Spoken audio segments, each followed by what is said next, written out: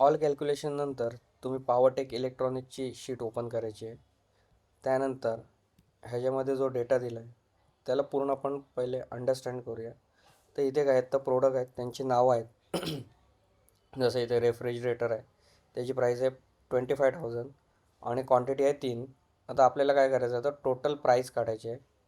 त्यानंतर GST 18%, final bill त्याच्यावरती 10% discount आणि पेमेंट अमाऊंट. आता हे कॅल्क्युलेट कसं करायचं ते आपण स्टेप बाय स्टेप बघूया.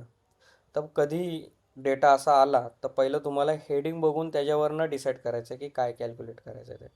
टोटल प्राईस, एकाची प्राईस आहे 25,000 रुपये, असे 3 आहेत, मग टोटल किती रुपयाचे झाले तर 25,000 इंटू 3.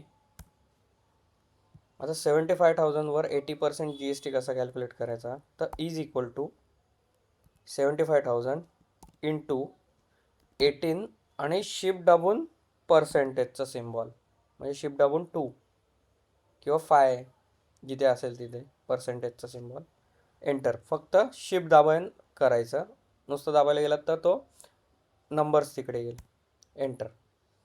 त्यानंतर GST हा मेन प्राईजमध्ये ॲड होतो आणि डिस्काउंट हा मेन प्राईजमधनं लेस होतो. मार्जिन पण GST सारखं ॲड होतं, ठीक आहे. मग त्याप्रमाणे आपण इथं फायनल बिलमध्ये काय करणार तर 75,000 प्लस सिम्बॉल यूज केला मी इथे 13,500 GST, एंटर. आता 88,500वर आपल्याला 10%चा डिस्काउंट काढायचा आहे. मग तो कसा काढणार तर इज इक्वल टू 88,500 इंटू 10%. त्यानंतर पेमेंट अमाऊंट काय करायची तर final bill minus discount is equal to final bill minus discount. असं सेम तुम्हाला काय करायचं आहे तर पूर्ण, म्हणजे असं खाली येऊ नका, टोटल प्राईस हे इंटू हे इंटू हे असं करत नाही यायचं आहे. तर पूर्ण एक प्रोडक्ट आहे तो पहिला सॉल्व करून घ्यायचा आहे, मग नंतर खाली खाली खाली यायचं आहे.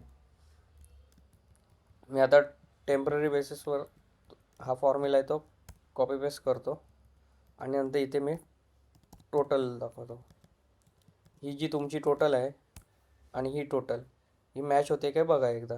आणि हाच मी फॉर्म्युला काय करतो तर कॉपी पेस्ट करून टाकतो, म्हणजे सगळ्यांच्या टोटल येऊन जाते. म्हणजे GST टोटल किती कलेक्ट झाला हे सगळी इन्फॉर्मेशन हे एका शीटवर मिळून जाईल.